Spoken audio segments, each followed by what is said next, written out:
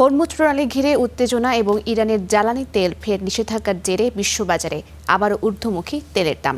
জ্বালানি রপ্তানির ধমনী হরমুজ ঘিরে অনিশ্চয়তায় বিকল্প রুট নিয়ে এখন চুলচেরা বিশ্লেষণ তুঙ্গে।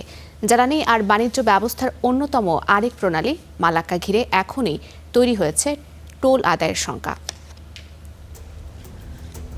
বিশ্বের জটিল সরু সমুদ্রপথের মধ্যে একটি মালাক্কা প্রণালী, যে প্রণালীর সবচেয়ে সরু স্থানের প্রস্থ মাত্র ৩ কিলোমিটার।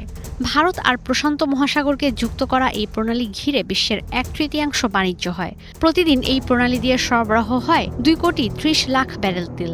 পূর্ব এশিয়ার অর্থনীতির পাওয়ার হাউসগুলো সচল রাখতে কাজ করে ৯০০ কিলোমিটারের এই ধমনী। ইউরোপ আর মধ্যপ্রাচ্য থেকে পূর্ব এশিয়া পর্যন্ত সবচেয়ে কম দূরত্ব এই জলপথের। হরমুজ প্রণালী ঘিরে উত্তেজনায় বারবার উঠে আসছে মালাক্কা প্রণালীর নাম। জ্বালানি প্রতিষ্ঠানগুলো বলছে, মালাক্কা প্রণালী দিয়ে জাহাজ চলাচলে যে কোনো সময় উঠতে পারে টোল আদায়ের আলোচনা। হরমুজ প্রণালীতে ইরান আর ওমানের অবস্থান মুখোমুখি।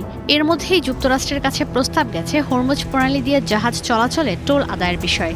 ৬০ দিনের জন্য যুদ্ধবিরতির পাশাপাশি এই প্রণালী দিয়ে নির্বিঘ্নে জাহাজ চলাচলের বিষয়ে দেয়া হয়েছিল নিশ্চয়তা। কিন্তু নতুন করে এই প্রণালীতে বাণিজ্যিক জাহাজে হামলা হয়ে ভেস্তে গেছে সব।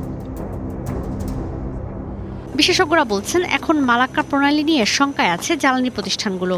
জ্বালানি গবেষণা প্রতিষ্ঠান রিস্টার এনার্জি বলছে, যদি হরমুজ প্রণালী দিয়ে টোল আদায়ের কথা ওঠে, একই প্রস্তাব আসতে পারে মালাক্কা প্রণালীর ক্ষেত্রেও। এই প্রণালী ঘিরে রেখেছে ইন্দোনেশিয়া, থাইল্যান্ড, মালয়েশিয়া আর সিঙ্গাপুর। বিশ্লেষকরা বলছেন, হরমুজ প্রণালীতে ইরানের নিয়ন্ত্রণের মতোই মালাক্কা প্রণালীতেও পার্শ্ববর্তী দেশগুলোর নিয়ন্ত্রণের শঙ্কা আছে। সারা বিশ্বে মোট সরবরাহ করা পণ্যের ৩০% হয় মালাক্কা প্রণালী দিয়ে। চীনের জ্বালানি তেলের ৮০% আমদানি হয় মালাক্কা দিয়ে। সরু জলপথ বিশ্বব্যাপী ব্যবহৃত হয় সমুদ্রপথে বাণিজ্য পরিচালনায়, বিশেষ করে জ্বালানি তেল আর তরলীকৃত প্রাকৃতিক গ্যাস সরবরাহে।